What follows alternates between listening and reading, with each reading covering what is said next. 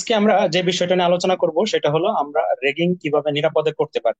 সাধারণত আমরা যখন দেখি ওয়ার্কাররা যখন লিফটিং কাজের জন্য প্রস্তুতি নেয়, তারা যে রিগারম্যান অথবা যারা লিফটিং সুপারভাইজার আছে তারা যখন লিফটিং এর প্রিপারেশন নেয়, তারা কি করে প্রায় সময় লিফটিংটাকে দ্রুত করার জন্য তারা সঠিক রুলস বা রেগুলেশন মেনটেন করে না, অথবা লিফটিং এর রিগিং এর যে সঠিক প্রসেস সেটা তারা মেনটেন করে না। তারা চায় যাতে দ্রুত কাজটা তারা সম্পূর্ণ করে ফেলতে পারে, এই জন্য যেটা করে তারা মানে যেখানে ডাবল সিলিং দরকার সেখানে সিঙ্গেল সিলিং ইউজ করে, যেখানে চকার দরকার সেখানে বাস্কেট ইউজ করে।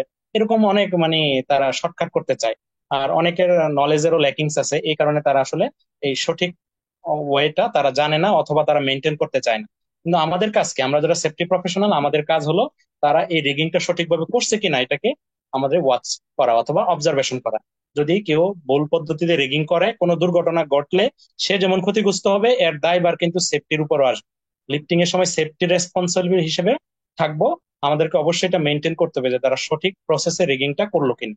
কারণ লিফটিং নিরাপদ হওয়ার অন্যতম একটা গুরুত্বপূর্ণ ধাপ হলো সঠিক রিগিং। আমার রিগিং যদি সঠিক না হয় সেখানে দুর্ঘটনা ঘটার সম্ভাবনা অনেক বেশি।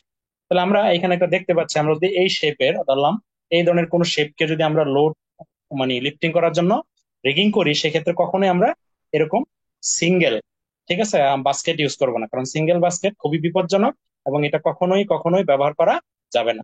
তাহলে আমাদেরকে অবশ্যই এরকম ডাবল বাস্কেট ইউজ করতে হবে। আপনারা দেখতে পাচ্ছেন যে রাইট প্রসিডিউরটা।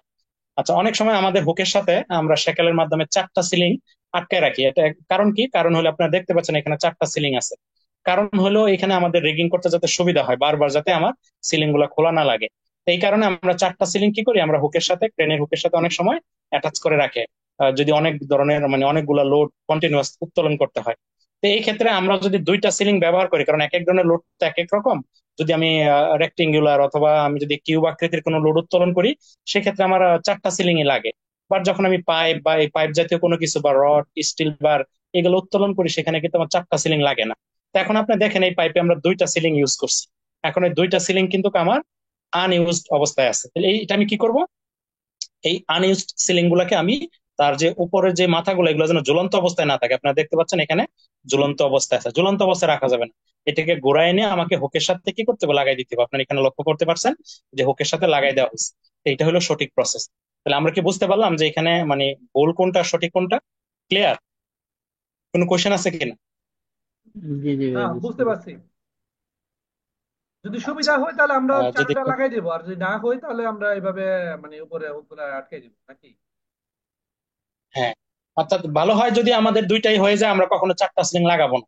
কিন্তু এমন যদি হয় আমাকে কখনো দুইটা কখনো চারটা সিলিং দরকার হয়, অর্থাৎ লোডের যদি ভ্যারাইটি থাকে, সেক্ষেত্রে আমরা লাগাইতে পারি। কিন্তু দুইটা যদি আমার আনইউজ থাকে, সেই আনইউজ দুইটাকে আমার ওই যে সেকেলের সাথে কি করতে হবে, আমার আইটাকে নিয়ে ঘুরায় লাগাই দিতে হবে। অর্থাৎ এগুলো যেন হ্যাঙ্গিং অবস্থায় না থাকে। হ্যাঙ্গিং অবস্থায় থাকলে অসুবিধা কি, আশেপাশে কোনো অবজেক্ট থাকলে অথবা অন্য কোনো জায়গায় এটা লেগে দুর্ঘটনা ঘটার সম্ভাবনা থাকে। আচ্ছা, এখানে আমরা দেখতে পাচ্ছি যে line of fire. Line of fire কি? অর্থাৎ আমরা যখন কোনো লোজ আইটেম, বিশেষ করে যেমন স্টিল বার, এটাকে আমি ট্রাই করি নাই, অর্থাৎ আমরা দেখতেছি দুইটা চকারের মাধ্যমে কি করা হয়েছে, লোড গুলো উত্তোলন করা হচ্ছে। এখানে একটা চকার, এখানে একটা চকার। তাহলে আমরা যদিও দেখতে পাচ্ছি যে লোড গুলা কিন্তু টাইট অবস্থায় আছে, কিন্তু যদি আমরা এরকম হয় যে লোড গুলাকে যখন আমরা নিচের দিকে নামাচ্ছি অথবা যে প্রত্যাশিত পজিশনে আমি এটাকে কি করব, আনলোড করব, সেখানে নিয়ে যাওয়ার পরে যখন এটাকে আমি আহ, এখানে একটু লক্ষ্য করেন দুইজন রিগারম্যান আমি দেখতে পাচ্ছি। একজন কি করছে যে সে এই স্টিল বার গুলাকে নামানোর জন্য সে এক মাথা উঁচু করছে, আর ঠিক তার বরাবর আরেকজন দাঁড়ায় আছে, এটাকে বলা হয় লাইন অফ ফায়ার।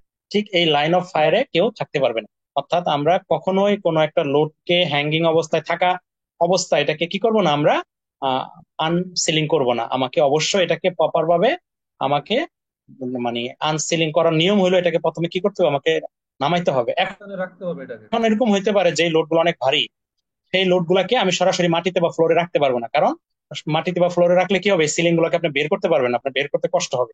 তো এই জন্য আমাকে দুইটা আমাদের দুই পাশে দুইটা কি ব্যবহার করতে হবে, সাপোর্ট ব্যবহার করতে হবে। তো লাইন অফ ফায়ারে কেউ যেন না থাকে এটা আমাদের অবশ্যই খেয়াল রাখতে হবে। কখনোই আনসিলিং করার সময় লাইন অফ ফায়ারে কেউ থাকতে পারবে না। হ্যাঙ্গিং অবস্থায় আমরা লোডকে কখনোই আনসিলিং করবো না।